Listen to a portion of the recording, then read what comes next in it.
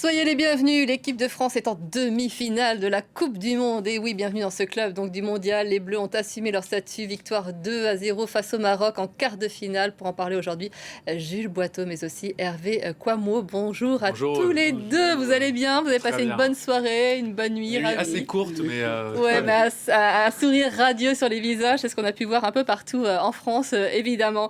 Alors on va revenir sur cette rencontre parfaitement maîtrisée par l'équipe de France. Jules. Oui, des Bleus absolument irrésistibles hier soir à Boston face à une équipe du Maroc dépassée dans quasiment tous les compartiments du jeu, le fruit de travail d'un sélectionneur Didier Deschamps à qui tout semble réussir.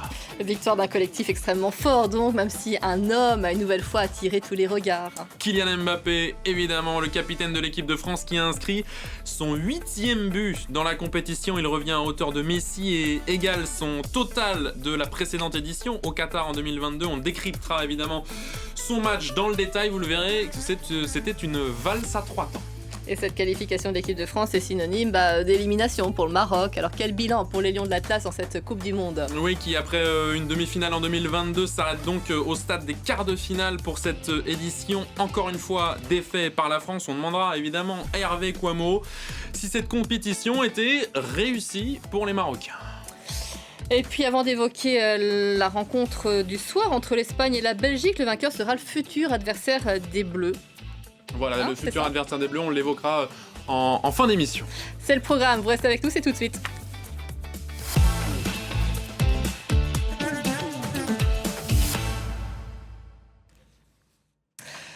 Ah, le soleil était haut hier au-dessus du stade de Boston quand le coup d'envoi a été donné entre les Bleus et le Maroc. Et très vite, on a senti que le match allait être à sens unique. Oui, sous la chaleur de Boston, ils ont été intraitables, ces Bleus, dans tous les secteurs du jeu, imperméables en défense, souverains au milieu de terrain et décisifs finalement en attaque.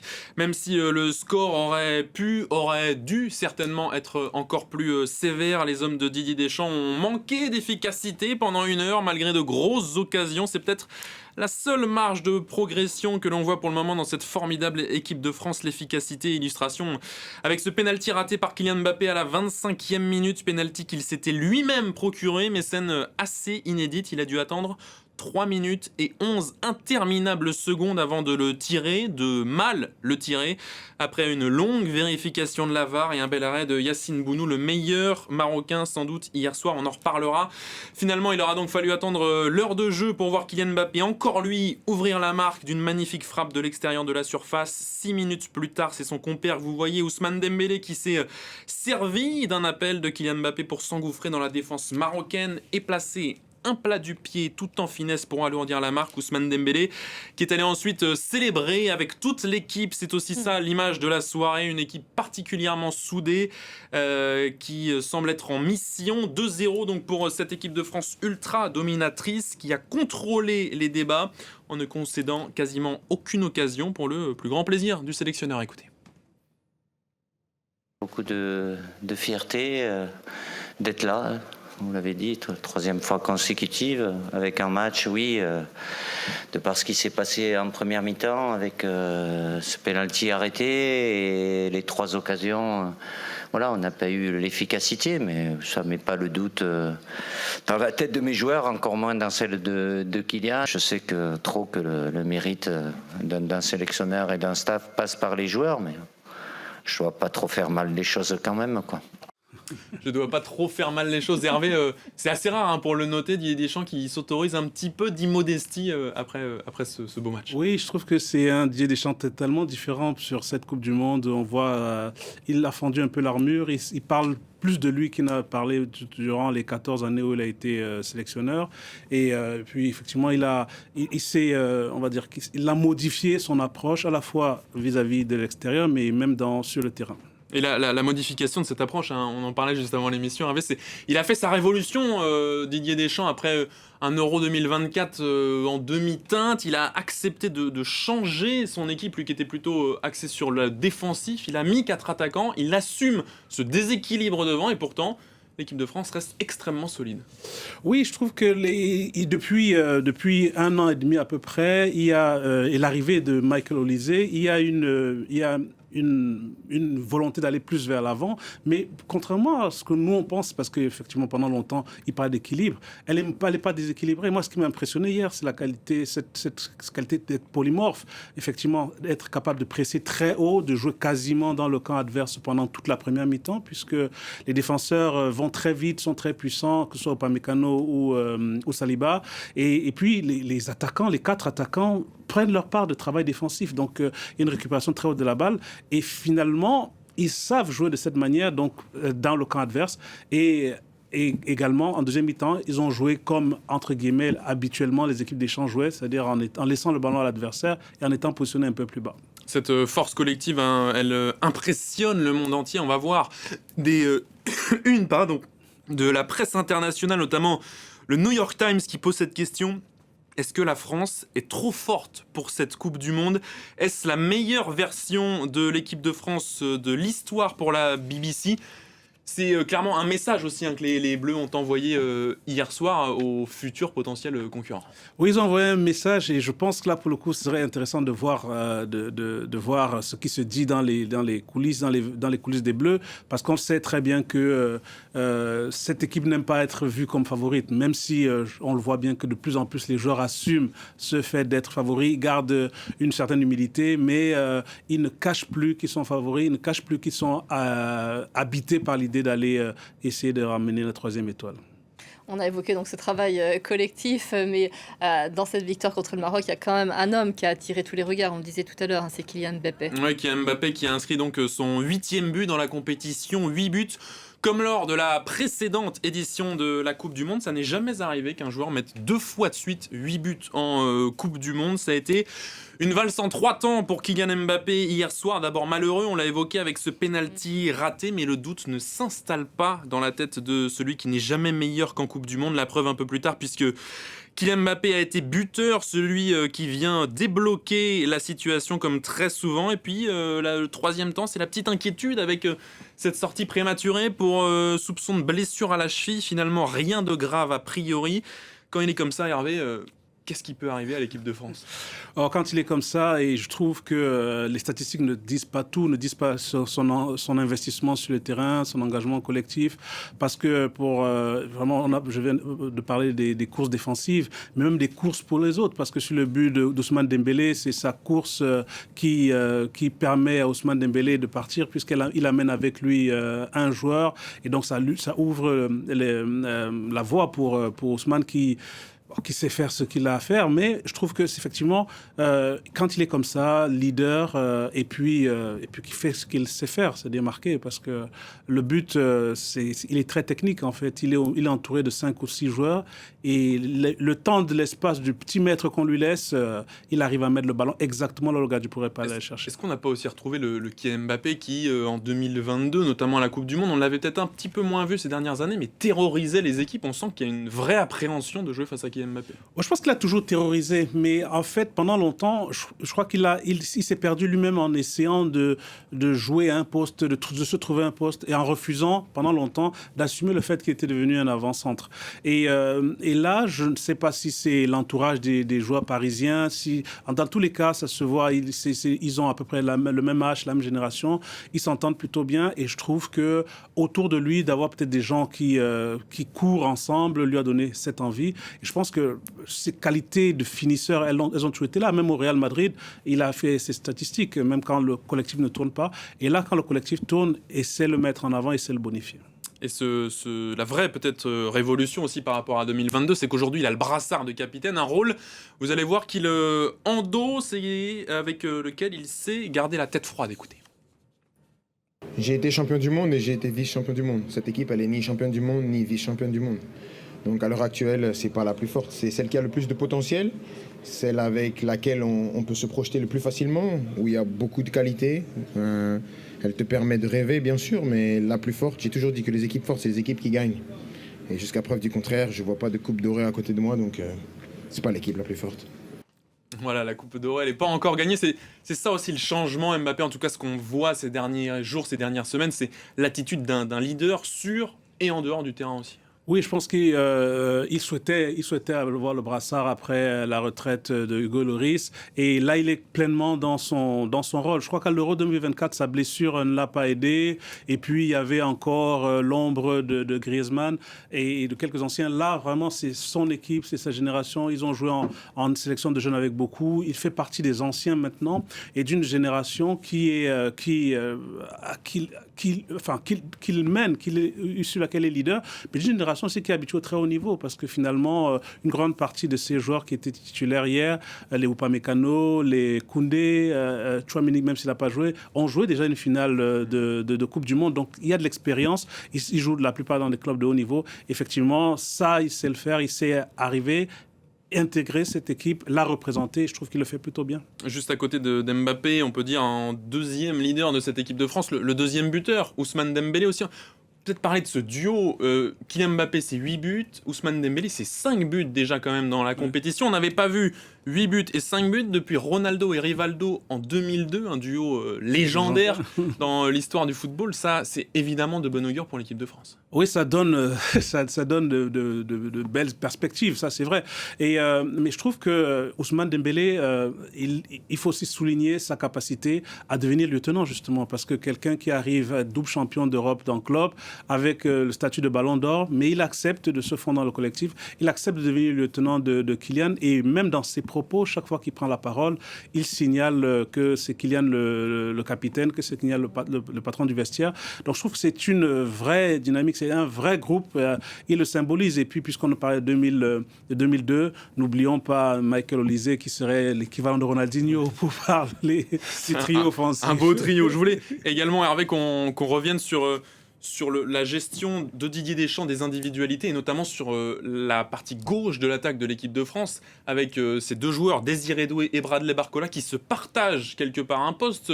On a l'impression qu'en fonction de l'adversaire, il n'y a pas vraiment de titulaire, et Didier Deschamps choisit qui va jouer, et les deux joueurs sont particulièrement performants à chaque fois qu'ils jouent.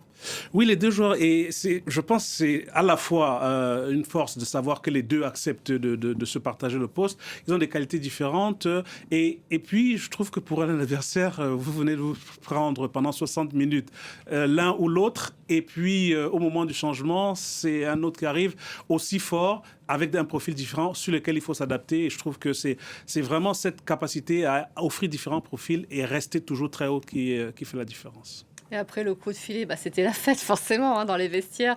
C'est l'image du jour, Jules. Oui, même si les joueurs n'arrêtent pas de répéter face à la caméra que le travail n'est pas fini. On essaye de ne pas avoir d'enflammade du côté des Bleus. Ils se sont autorisés quand même quelques minutes de célébration dans les vestiaires. Vous allez le voir, ils ont reçu la visite d'un illustre ancien. Regardez. Oscar, c'est plus pareil, hein. Ah ouais, franchement, les gars. Je ne sais plus quoi dire. En possession extraordinaire comme d'habitude, mais moi ce qui m'impressionne le plus, c'est la capacité que l'équipe a de récupérer les ballons. Ce que fait l'équipe hors possession, c'est extraordinaire. On sait très bien ce que l'équipe peut faire en possession, mais c'est cette capacité de bien pouvoir garder ce ballon dans le camp adverse et de continuer, de suffoquer l'équipe. Bravo Dédé, bravo l'équipe, les supporters aussi, parce que moi j'étais à la télé et de voir cet engouement, c'est vraiment extraordinaire. Donc voilà, pourvu que ça dure, ça fait vraiment chaud au cœur. Surtout de voir une équipe comme ça. Vraiment. Ça va, merci. En possession et hors possession, extraordinaire. Mais bon, on n'est qu'en demi-finale. Donc voilà. Voilà. C'est beau, hein. Attention, mais on n'est qu'en demi-finale, c'est pour aller plus loin. Coach. Ah, vas-y, coach. Ça va La forme. Aujourd'hui, ouais. Ah, j'ai reconnu le même.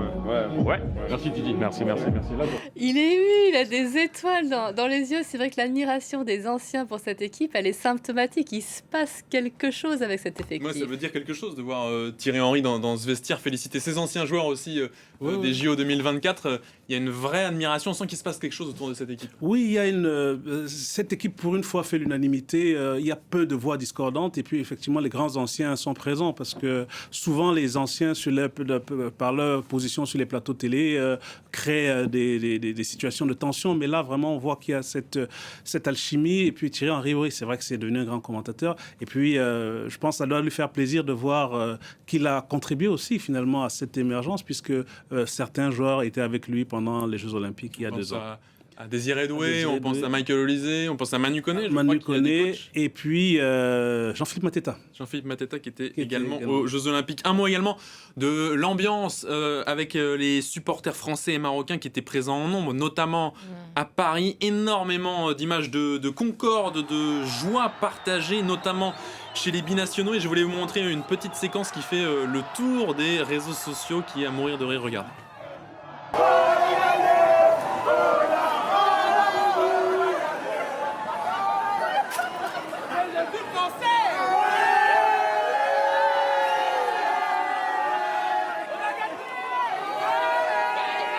Voilà les binationaux qui ont alterné entre la tristesse et puis la joie. Maintenant, ils supportent c'est pas de l'équipe de France. C'est sincère, évidemment. La joie des supporters français, c'est vrai que pour les Marocains, c'est plus difficile. On va évoquer cette Coupe du Monde des Lions de l'Atlas qui sortent malgré tout la tête haute. Oui, même si on l'a vu hier, le fossé entre les deux équipes était relativement grand. Le Maroc a été vraiment dépassé, défaite logique, comme l'a concédé le sélectionneur Mohamed Ouabi. Écoutez. Ce qu'il faut reconnaître, c'est que c'est une super belle équipe. Hein. Ça, il faut pas l'oublier. Ils sont des joueurs de qualité. On aurait voulu peut-être tenir un peu, voir un petit peu si on était capable de tenir sans encaisser, voir un peu comment est-ce qu'allait réagir la France. Maintenant, il faut reconnaître qu'ils ont eu les meilleures occasions. Ils ont été très performants aussi dans les transitions. On a manqué d'idées, on a manqué de fraîcheur aussi pour pouvoir peut-être faire plus avec le ballon. Donc voilà. Après, il faut l'accepter.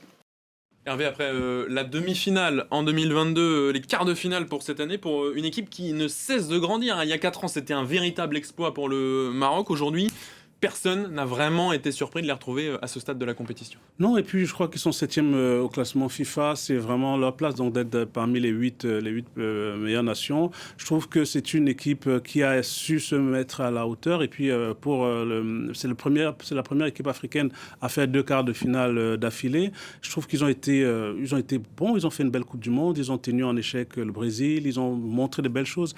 Hier, je pense que c'est la difficulté d'avoir un groupe restreint, réduit en termes de talent qui ne sont pas au même niveau. Donc, quand vous arrivez sur une Coupe du Monde, au bout d'un mois, il y a des blessures, des fatigues. Et donc, effectivement, des joueurs... il y avait des joueurs qui manquaient devant Saïbari. Et puis, au milieu de terrain, les deux sont plutôt jeunes.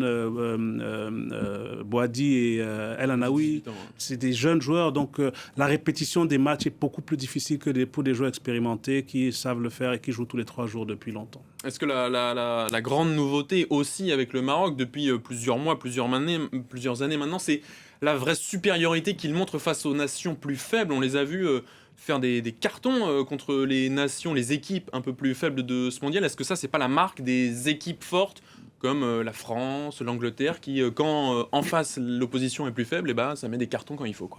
Oui, je trouve que c'est la force de ce Maroc, et ce Maroc avec Mohamed Ouabi comme sélectionneur, qui est beaucoup plus joueur que ne l'était le Maroc de Regragui, qui, étant arrivé comme petit poussé, a joué contre des équipes plus grosses, a subi le jeu. Là, cette équipe était beaucoup plus protagoniste, elle faisait le jeu, ils jouaient un peu plus haut, ils avaient des milieux de terrain beaucoup plus techniques, avaient une capacité à se projeter vers l'avant. Donc c'est vrai, et je me faisais la réflexion, parce que quand on regarde le parcours de l'équipe de France, on se dit Paraguay, Maroc, mais en fait, en réalité, c'est parce que ces équipes ont battu les équipes qu'on aurait attendues. C'est-à-dire que le Paraguay a éliminé l'Allemagne, et puis le Maroc a éliminé les Pays-Bas. Donc c'est pas comme si c'était des équipes qui ne méritaient pas d'être là. Le Maroc mérite d'être là, et puis comme je disais, ils sont 7e classement FIFA, donc c'est vraiment leur place. C'est un mot rapide sur les équipes africaines, vous l'avez dit, c'est la dernière équipe africaine qui était en lice éliminée.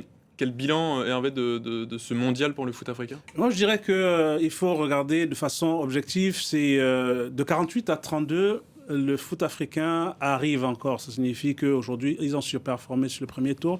Maintenant, pour passer le cap, il manque encore sur le foot africain un ensemble de petites choses parce que quelques matchs se sont déroulés vraiment dans les dernières, sont joués de dernière minute. Donc, il manque cette expérience, ce petit coup de vis qui va faire que ces équipes franchissent un palier. Maintenant, la vraie difficulté, c'est est-ce qu'elles vont pouvoir travailler sur le long terme? Parce qu'on voit déjà que le Sénégal et la Côte d'Ivoire, qui avaient des vraies chances, en tout cas de passer le cap des huitièmes de finale, sont déjà en train de se disputer. Donc, en réalité, une équipe qui a fait huitième de finale, 16e de finaliste, elle se prépare pour l'année, pour dans 4 ans. Donc, tout dépendra s'il y a la capacité de continuer à progresser ou pas. Voilà donc pour la fin du parcours du Maroc dans cette Coupe du Monde. Et donc maintenant, on se demande qui va affronter la France, Belgique, Espagne, on le saura ce soir. Oui, avec un immense défi pour les Belges, faire sauter le verrou espagnol. L'Espagne qui n'a toujours pas concédé le moindre but dans cette Coupe du Monde. Ils ont concédé, tenez-vous bien, que 6 petits tirs cadrés en 5 matchs. C'est assez folle pour cette Roja qui s'appuie donc sur une équipe avec des certitudes, championne d'Europe en titre, on le rappelle Hervé. L'Espagne, clairement favorite de cette confrontation ? Oui, sur le papier, elle est favorite. Elle faisait partie des super favorites avec la France, donc on ne va pas changer. Mais je dirais que leur parcours n'a pas été... pour le coup, il n'y a pas encore d'opposition qui puisse donner de vraies idées de la capacité de cette Espagne. Elle est difficile à jauger. Elle est difficile à jauger parce qu'effectivement, ils ont cette capacité toujours à confisquer le ballon, mais il y a moins de changement de rythme, il y a moins d'accélération. Je peux le dire, et puis dès que je le dis, Lamine Yamal fait un match de folie ce soir, on n'en parle plus. Mais sur le plan défensif, c'est vrai qu'ils n'ont pas eu en face de grosses nations. Le Portugal, malheureusement, Cristiano Ronaldo a fait son âge lors de leur rencontre. Et puis avant, c'était l'Autriche. Voilà, c'était pas... En fait, ils n'ont pas eu d'adversaire encore avec une équipe en capacité de les gêner, soit par de la transition, soit en leur prenant le ballon. Donc, il sera intéressant à voir, surtout qu'en face, les Belges sont capables de jouer directement, de jouer très long vers l'avant, et donc d'essayer de sauter le milieu de terrain. Et pour rester encore un petit peu sur l'Espagne, avant d'évoquer la Belgique, on attend évidemment Lamine Yamal qui n'est pas vraiment entré dans son tournoi. Il a dit lui-même en conférence de presse, pour l'instant je ne suis pas à mon meilleur niveau, il va falloir que je sois meilleur. Oui, mais c'est un peu normal parce qu'il sortait de 2 mois de blessure, donc il faut se remettre en route. Il y a le temps, le temps athlétique de revenir, le temps de retrouver ses certitudes. Et puis ça, j'espère pour lui que les matchs qui arrivent, et pas trop parce que après c'est la France quand même. J'espère pour lui, mais en tout cas pour le tournoi qui va être à la hauteur, parce que finalement c'est la seule star annoncée de la Coupe du Monde qui n'est pas à la hauteur sur le plan statistique. En face donc, la Belgique, elle a connu un parcours assez chaotique après 2 matchs nuls et un début de tournoi poussif. Les Diables Rouges, ils ont ensuite enchaîné 3 succès, dont le miraculeux 16e de finale face au Sénégal. On le rappelle, victoire 3-2 dans les dernières secondes. Mais ensuite, ils ont eu leur match référence contre les États-Unis, victoire 4-1. Et ils ont montré de belles choses finalement, les Belges. Oui, c'est un vrai match référence parce que c'est vrai que cette équipe américaine nous avait montré de belles choses et ils ont su la gêner avec un jeu fait de transition rapide et de puissance en fait, de puissance physique qui fait que c'est pour ça que je dis qu'ils peuvent vraiment gêner l'Espagne parce qu'ils ont en eux, s'ils se mettent tous au même niveau, la capacité de gêner physiquement et puis comme ils ont vraiment, ils passent très vite d'une phase défensive à une phase offensive. Et je trouve que le groupe a l'air de vivre bien parce que c'est un groupe qui est souvent pollué par des problèmes personnels. Or là, les grands anciens ont accepté visiblement de ne pas être les joueurs phares, donc d'attendre. Sous l'impulsion de Rudy Garcia, le coach français qui finalement fait une très belle Coupe du Monde, lui aussi pour le moment en tout cas. Oui, en dehors de sa sortie polémique, pour l'instant, on va dire qu'il fait des bons choix, mais il est porté aussi par des joueurs qui acceptent, parce que Romelu Lukaku, c'est vrai qu'il fallait l'amener en Coupe du Monde, puisque finalement, ça faisait plus de 6 mois qu'il ne jouait pas. Je crois qu'il avait Naples, il a joué une seule rencontre depuis le début de l'année, et finalement, il l'amène, et puis il est sur 5 buts, parce que sa capacité d'être dans l'axe, de peser sur l'axe central, fait que la Belgique est dangereuse dès qu'il rentre pour le temps qu'il rentre. En un mot, Hervé, un pronostic pour ce soir ? C'est difficile à pronostiquer. Je dirais l'Espagne favorite, mais la Belgique n'a pas dit son dernier mot. C'est un pronostic. Espagne ou Belgique? Bah allez, Espagne. Espagne, voilà. Voilà le pronostic de Hervé Kouamouo. On vérifiera demain. Bon, Hervé, merci Jules, merci Merci, beaucoup. On referme ce club du mondial avec une pensée évidemment pour notre confrère Christophe Glaise qui est toujours incarcéré en Algérie où il a été arrêté et condamné pour apologie du terrorisme, arrêté parce qu'il tournait un reportage. On espère qu'il bénéficiera de la grâce présidentielle, seule possibilité pour lui pour sortir de cette incarcération. Allez, vous restez avec nous sur France 24 et on vous retrouve demain évidemment pour un autre club du mondial.